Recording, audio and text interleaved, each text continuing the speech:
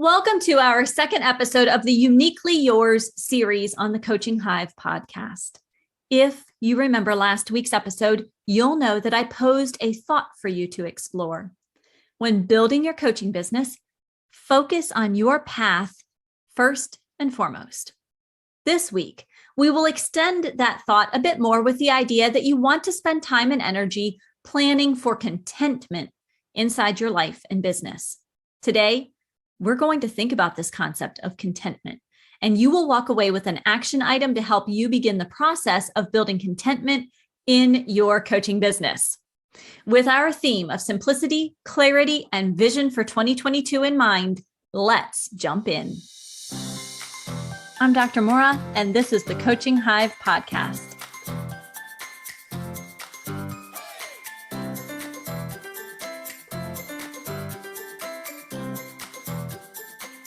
What will happen if you have contentment built into your business each day? You know, that feeling of satisfaction, ease, and just plain enjoyment with what you're doing.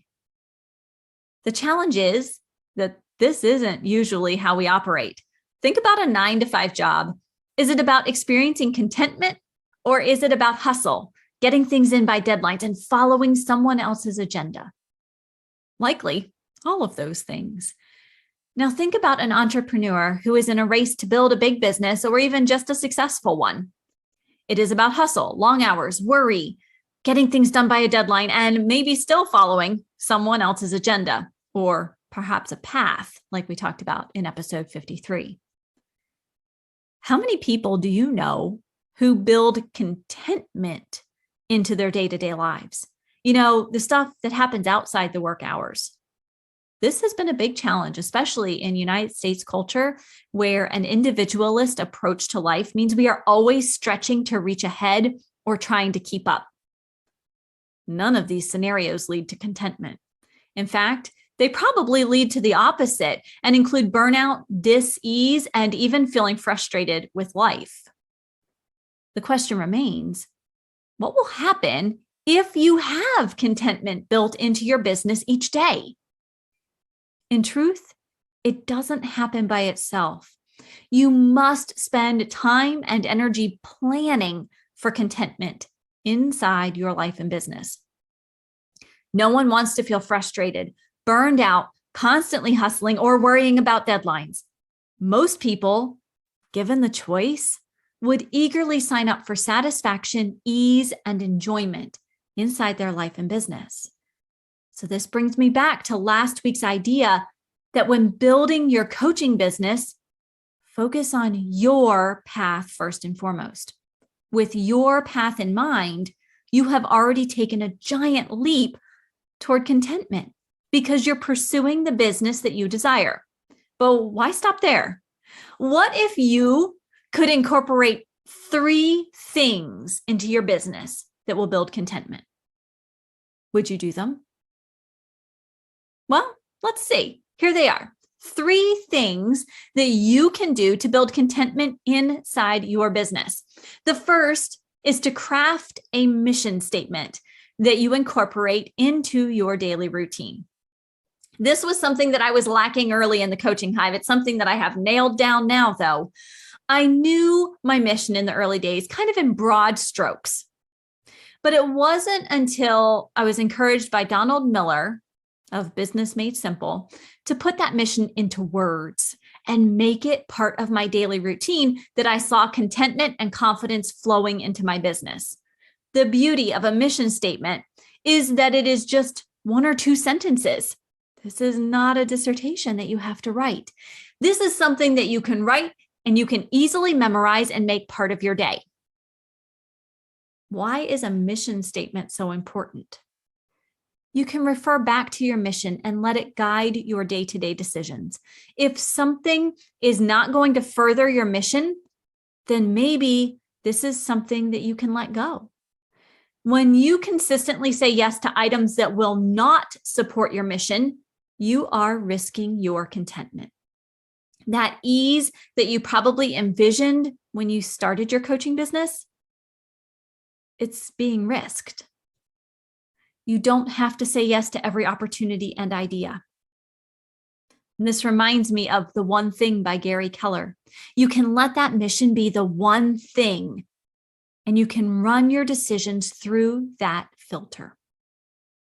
So the first step is to craft a mission statement. The second thing to build contentment inside your business is to intentionally schedule time off.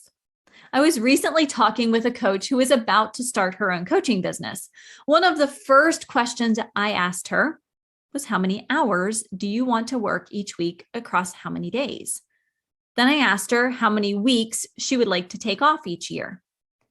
If you do not purposely schedule in times off and the times you will be working, I can guarantee the work will bleed into those off days and times. You will find yourself working more than you imagined or desire. But if you take the time to schedule weeks or days off, then your work will fit around that schedule. This is a process used by many successful business owners, including Stu McLaren, who has a multi-million-dollar business. He and his wife are intentional every single year to schedule in the most important things first, like family vacations, and then fit the business around those dedicated times and events. They are spending time and energy to build contentment into their life. So number 2, the second thing to build contentment into your business is to intentionally schedule time off. Finally, number 3, the third thing you can do is to shift your mindset. Remind yourself that it is okay to experience contentment in your business. Too often, we see people suffering in their day-to-day job, whether it is an entrepreneurial adventure or a corporate job. The thing is, it doesn't have to be that way. When we see others suffering, it's easy to think that this must just be the way. My friend, it doesn't have to be the norm. What if you shift your mindset to one of contentment and searching for those moments of ease? Can you imagine the ripple effect this could have? For instance, what if you are experiencing contentment in your coaching business and your family members note the contentment? What if they decide they want some of their own contentment because they see what it's doing for your life? What happens if your child witnesses you being content? What happens when your clients notice the contentment just radiating off of you? The ripple effect begins to swell into a wave. More and more people begin to shift to a mindset of contentment over dis-ease. What do you think about the concept of contentment? When you purposely plan for contentment, you are much more likely to find contentment on your coaching path. Sometimes this is easier said than done. If you are ready to shed the dis-ease, walk your own coaching path with contentment at your side, begin today with a Coaching Hive mindful vision by going to www.coachinghive.com/mindful vision. By crafting your mindful vision, plotting your path to include contentment and joy, guess what? It will be so much smoother. Combine that with the help of a mentor and coach community, and you will have the freedom to experiment, connect, and learn more, and ultimately be able to help more people live a healthy life. Let me ask you one more time. What will happen if you have contentment built into your business each day? With the 3-step plan outlined in this podcast, you will be able to build contentment inside your life and business. If you've been following along with this series, you know that we're halfway through. In episode 53, we discussed how to create your own path as you build a coaching business. And in this episode, we took that a step further to discuss the importance of planning contentment. Next week, we are going to talk about boredom and why that's a good thing in your business. I can't wait to share more about boredom with you. But to help you stay on track this week, let's end with a simple task to keep you focused. Craft your mission statement this week. Be sure to touch on what you want to accomplish in your business, why you want to accomplish this, and what the stakes are. What happens when you do? Once you have your 1 to 2 sentence mission statement, that's it. Read it out loud each morning. Tape it to your mirror. Use it as a phone background, a computer screensaver. Read it each and every morning. And be sure to email me a copy at maura@coachinghive.com. And remember, if you found this episode helpful, please be sure to subscribe and share the podcast with a friend, and maybe even leave a review. Having your mission statement will provide a foundation for everything that you do, the decisions you make, and the processes you engage in your business. What happens if you have contentment built into your business each day? You build a business you love.